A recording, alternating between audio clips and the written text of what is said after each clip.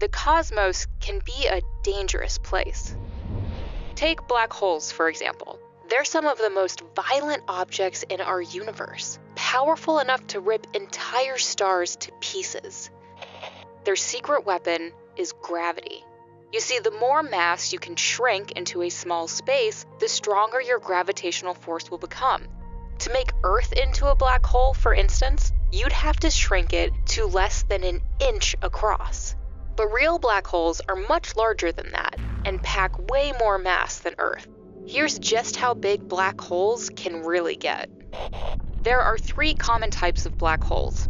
The smallest are stellar black holes, which form after a giant star explodes and collapses in on itself, like this one, which measures about 40 miles across, roughly 3 times the length of Manhattan. But in that small space is enough mass to equal 11 of our suns.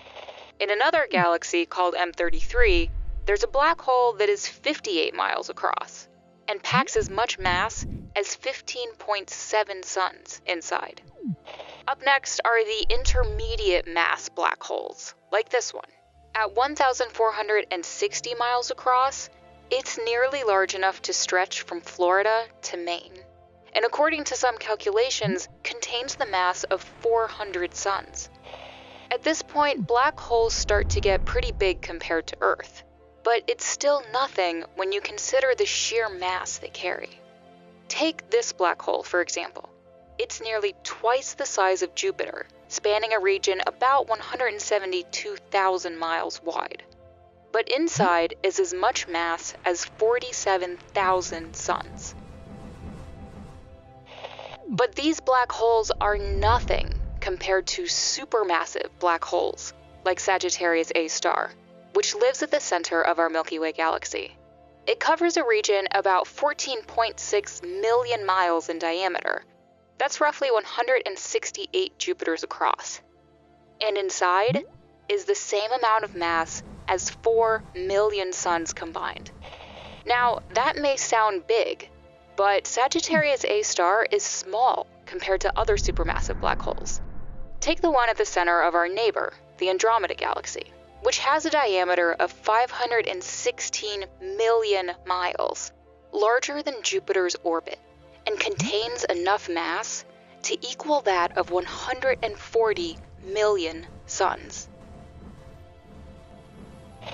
We're finally getting to some of the largest black holes in the universe, and yet we haven't reached one that surpasses the size of our solar system. So let's look at the supermassive black hole at the center of the Sombrero galaxy. It measures 2 billion miles across, so it would stretch further than Uranus's orbit, and it has about the same mass as 660 million suns. And the supermassive black hole at the center of Messier 87 is so huge that astronomers could see it from 55 million light-years away. It's 24 billion miles across and contains the same mass as 6.5 billion suns. But this supermassive black hole, as large as it is, could still fit within our solar system, with plenty of room to spare.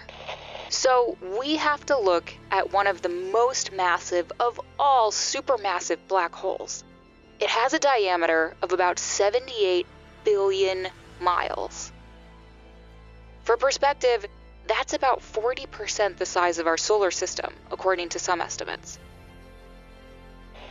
And it's estimated to be about 21 billion times the mass of our sun. So there you have it. Black holes can be millions of times larger than suns and planets, or as small as a city. It all depends on how much mass is inside. Turns out, when it comes to the cosmos, size isn't the only thing that matters.